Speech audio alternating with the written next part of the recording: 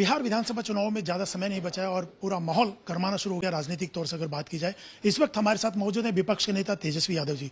तेजस्वी जी, क्या मुद्दे लेकर के इस बार चुनाव में जाने वाले हैं? मुद्दा जो होगा जनता का मुद्दा होगा, बिहार का मुद्दा होगा। आप जान रहे हैं मोदी जी और नीतीश जी के रहते हुए जो 20 साल से एनडीए की सरकार बिहार में चल रही है, उसके बाद भी सबसे गरीब राज्य कोई है तो बिहार है। सबसे ज़्यादा पलायन कहीं से होता है तो बिहार से होता है। सबसे ज़्यादा बेरोजगारी है तो बिहार में है। एक सुई का कारखाना मोदी जी ने नहीं लगवाया, ना नीतीश जी ने लगवाया। कारखाने हों, पढ़ाई, दवाई, कमाई, सिंचाई, कहीं भी इन मुद्दों पे काम नहीं हो रहा। चीनी मिल तक जो प्रधानमंत्री जी 11 साल प्रधानमंत्री है के चीनी मिल नहीं चालू करा पाए। 14-15 में हमको याद है बोलते थे इसी चीनी मिल का चाय हम पियेंगे, चीनी का चाय पियेंगे। वो अब तक नहीं खुला है। लेकिन तेजस्वी जब 17 महीने उप मुख्यमंत्री था तो एक चीनी मिल रीगा में जरूर चालू कराने का काम किया। 5 लाख लोगों को सरकारी नौकरी हमने दिया। 3.5 लाख नौकरी प्रक्रियाधीन हमने कराया। 4.5 लाख निजी शिक्षकों को राजकीय कर्मी का दर्जा हम लोगों ने दिलवाया। आरक्षण की सीमा 65% कराई। जाति आधारित गन्ना हम लोगों के सरकार में हुआ। आईटी, स्पोर्ट्स, टूरिज्म पॉलिसीज हम लोगों ने बनाया। मानदेव तालमी मरकज हो, विकास मित्र हो, टोला सेवक हो, शिक्षा मित्र हो, उनका हम लोगों ने बढ़ाया। आप देखिएगा अस्पतालों में छापे हमने मारे।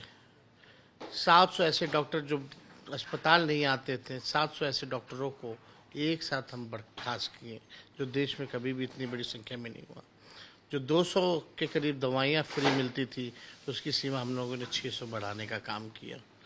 इन्वेस्टर मीट करा के 50,000 करोड़ का बिहार को एमओयू हम लोगों ने दिलाने का काम किया। हम अपने काम को गिना रहे हैं। हम यही तो पूछना चाह रहे हैं, भाई नीतीश जी प्रधानमंत्री जी, डबल इंजन की सरकार, 20 साल आप मुख्यमंत्री, 11 साल आप प्रधानमंत्री, बिहार को आपने क्या दिया? ना स्पेशल राज्य का दर्जा दिया, ना स्पेशल पैकेज दिया। आप आते हैं, भाषण देते हैं, लेकिन आपके भाषण से किसी का अपना पेट भरता है, ना किसी का रोजगार मिलता है। लेकिन वो कह रहे 20 साल का जो शासन रहा नीतीश कुमार का, सुशासन रहा है, हमने बहुत डेवलपमेंट की। उन्हीं मुद्दों पे हम लोग डबल इंजन सरकार पे वोट मांगेंगे इस बार। 15 में हमने देखा था 75 या 100 से भी अधिक घोटाले जो है नीतीश कुमार जी का गिना रहे थे प्रधानमंत्री जी। डीएनए पे सवाल प्रधानमंत्री जी उठा रहे थे। खैर, इनका तो बीजेपी तो वॉशिंग मशीन है। इनके साथ रहिएगा तो सुशासन बाबू कहलाइएगा, और नहीं रहिएगा तो आपका डीएनए भी खराब रहेगा। नीतीश जी, एक सवाल और, नीतीश को बीजेपी एनडीए ने सीएम का उम्मीदवार सीएम है और उन्हीं की लीडरशिप में चुनाव लड़ा जाएगा। उसके बाद भी उन्होंने कहा वही बनेंगे। तो आपको क्या पहले से घोषित करके विपक्ष मुख्यमंत्री के उम्मीदवार के तौर पर चुनाव में उतरेगी? एक बात समझिए, आपको थोड़ा करेक्ट करना चाहिए। हम अभी अमित शाह जी का एक इंटरव्यू आया, आपने भी देखा होगा। उस पर स्पष्ट अमित शाह जी ने अपने लोगों को संदेश दिया है कि बस जब तक चुनाव है तब तक नीतीश जी है, उसके बाद समय बताएगा। शायद आपने देखा होगा वो आर्टिकल। तो हम लोग सब लोग बिहारी लोग सामाजिक रूप से, राजनीतिक रूप से बहुत तेज हैं, जागरूक लोग हैं, और हम लोग सब लोग जान रहे हैं कि नीतीश कुमार जी का ही अंतिम चुनाव। बीजेपी ने तो पूरी तरीके से हाईजैक कर रखा है। आरएसएस का कोटा चलता है नीतीश जी की सरकार में। जमाई ही जमाइयों की बहार है। परिवारवाद नहीं दिखता मोदी जी को। अब जमाई आयोग बनाना चाहिए ना, उनको बताना चाहिए। तो हम लोग सब लोग जान रहे हैं। जहाँ तक महागठबंधन की बात है, इंडिया अलायंस की बात है, कौन सीएम होगा नहीं होगा, सब कुछ स्पष्ट है। We are just waiting for the right time. और समय आने पे, सही समय आने पे बता दिया जाएगा। यहाँ कोई चीज़ को लेकर के कन्फ्यूजन नहीं है, कोई नाम को लेकर के कन्फ्यूजन नहीं है। आप ही चेहरे के तौर पे आगे बढ़ेंगे ना, आरजेडी की तरफ से भी और विपक्ष की तरफ से भी आप ही उम्मीदवार होंगे सीएम के पद के। इसमें तो कोई कंफ्यूजन नहीं है। आपको क्या लगता है किसको होना चाहिए? मैं आपसे पूछ रहा हूँ। हम भी आपसे पूछ सकते हैं ना।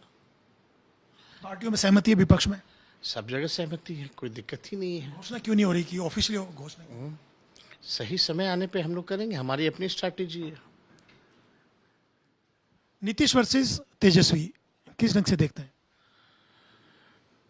ही इज टायर्ड, थक चुके हैं, अचेत अवस्था में।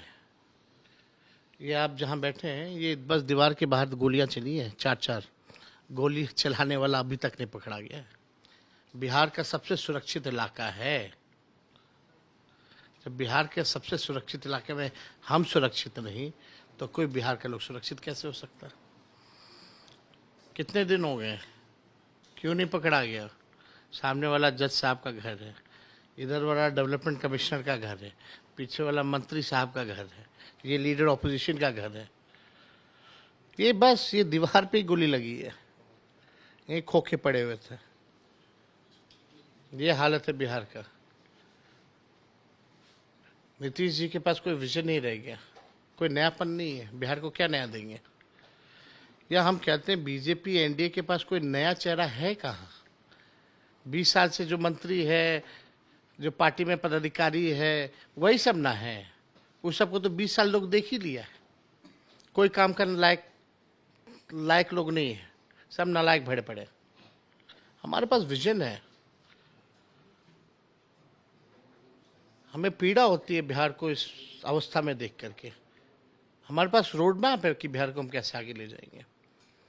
हमारी घोषणाओं को, हमारे काम को ये नकलची सरकार नकल कर रही है। अच्छी बात है, नकल करो, कुछ तो जनता का भला होगा। हम बोले पेंशन बढ़ाएंगे, 1500 करेंगे, तो ये कहते हैं 1100 कर दिया। हमने कहा था 10 लाख नौकरी देंगे, 5 लाख लोगों को नौकरी दिया, तो बोलते कि नौकरी उन्होंने दिया। जो उस समय कहते थे कि कहाँ से आएगा पैसा, अपने बाप के पास से लाएगा।